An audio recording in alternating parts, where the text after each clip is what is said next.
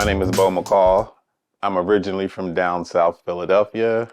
I'm known as the Button Man, the Count Buttons, Sir Buttons, and Mr. Buttons. My journey started with a jar of buttons in my mother's basement. We used to iron in the basement, and it was almost like I was having a conversation with this jar of buttons. So I was very curious about the jar, and I kept opening the jar and spilling the buttons out and looking at all the different types of buttons. I sort of gravitated towards the buttons. In the universe, there's probably a billion different types of buttons. I always find something that keeps me interested in wanting to go back to explore more about this little common everyday object called the button. So today I'm still using buttons in various forms, far as fashion, far as visual art.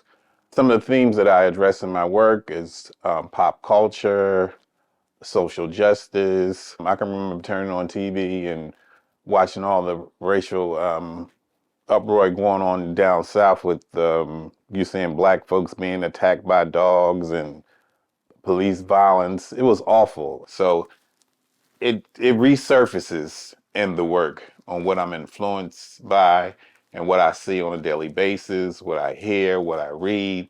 It comes out in the work. I've done a chair called ABCDEFU, and it addresses my time in Catholic school and all the abuse that I went through. Um, I did a record disc, and it addresses how music is a very large part of my life. Um, the Tub, Read Poem #1 by Ntozake Shange, that piece was inspired by that poem. I know a lot of people like to sketch out their work. Mine is all in my head. I feel like I'm being channeled by the ancestors on what I should create and how I create. I start out with an initial idea, and in the process, from beginning to end, sometimes the idea can stretch to the end. Then other times, the path, I take another path and it journeys into something else. So my technique, as far as utilizing the button, all my buttons are hand sewn. There's no glue involved. Glue is a bad word. Um, it starts with the upcycling. First, I'm sourcing buttons, whether the buttons come from thrift shops, junk stores, flea markets, my mom, my family, strangers I meet on the street. I get the buttons first. I break the buttons down into categories such as color and what the materials are made of, what the buttons are made of. So that could be wood, it could be plastic, it could be horn, it could be a lot of different variations of how the button is created and what form they come in. So then I source the buttons. So then I'm out sourcing upcycled denim.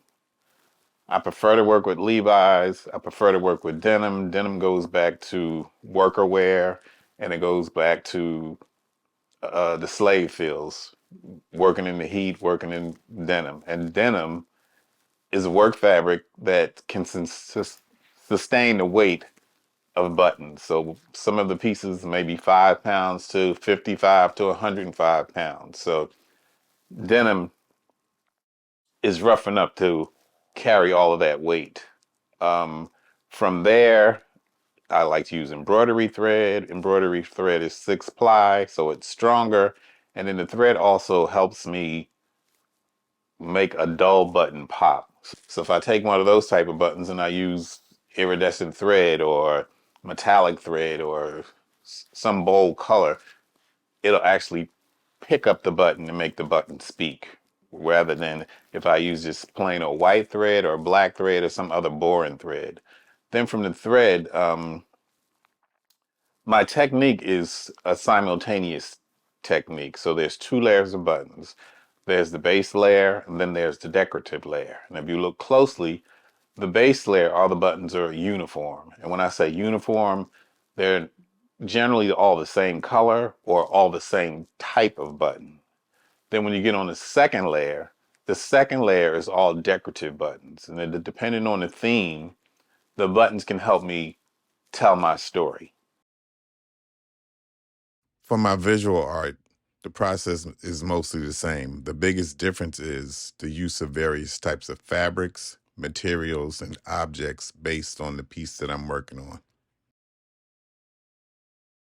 So if you're viewing my work, I want you to leave with a smile on your face. I want you to be happy. I want you to be inspired.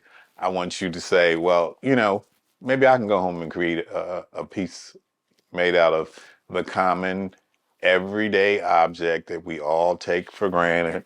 There's this little teeny little button right here that you can create, you can speak, you can have a voice with that little teeny button that's known all over the world. A lot of my work is personal. It has to do with me and my background and my upbringing. I was born in 1957 in Philadelphia. My mother is Velma Fambro, and my dad is Harold McCall. I'm the eldest sibling.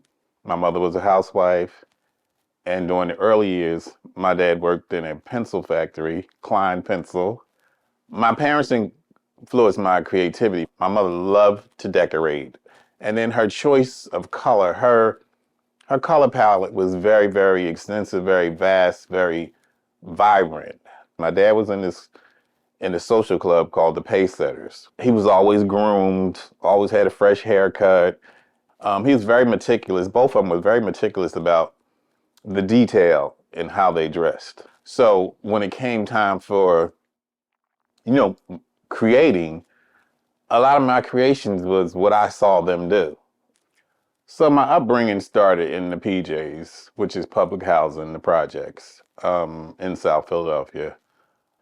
Growing up, I was a very shy kid. I really didn't want to go out the house and really venture out. My experience in Catholic school it was a horror show for me. I could not cope with the abuse, getting your hands beat with a ruler, your knuckles. And I think with the trauma that I was going through, that I didn't know how to express it, I would express it through the art. We went to after school programs, which I learned a lot about crafts such as macrame, paper mache, tie-dye. It was a lot of things that they taught us as kids in those programs that I really gravitated towards before I got to where I am now as far as the button is concerned.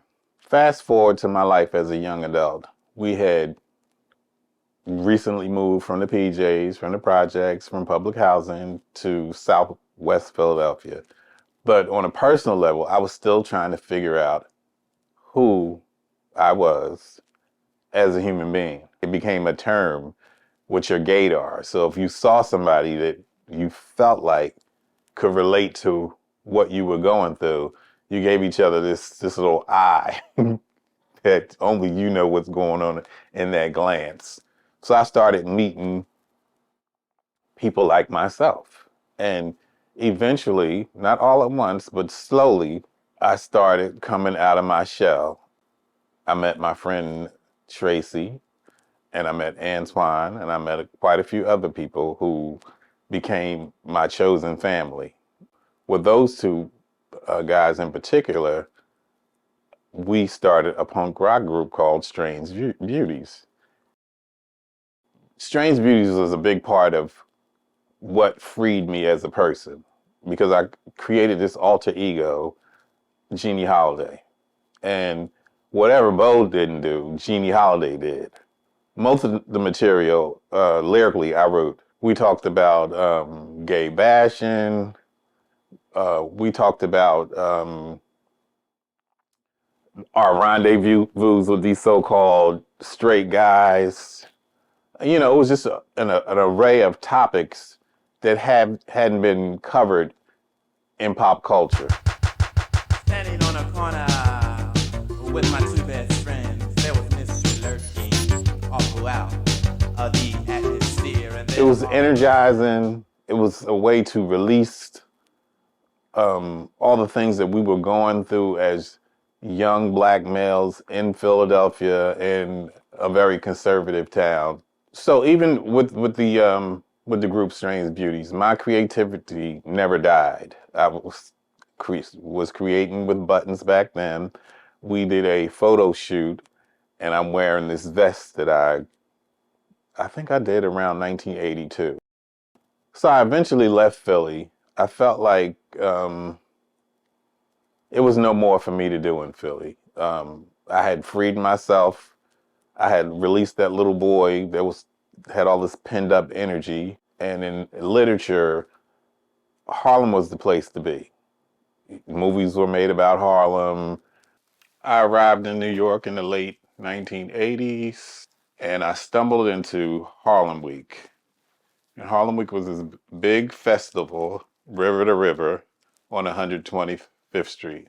And then later on that evening, somebody introduced me to the Harlem Fashion Show, which was Uptown Saturday Night. And Uptown Saturday Night consisted of all these black models, all black designers, the administrators, and it was this vision of this woman, Lois Alexander, who I had no knowledge of at the time.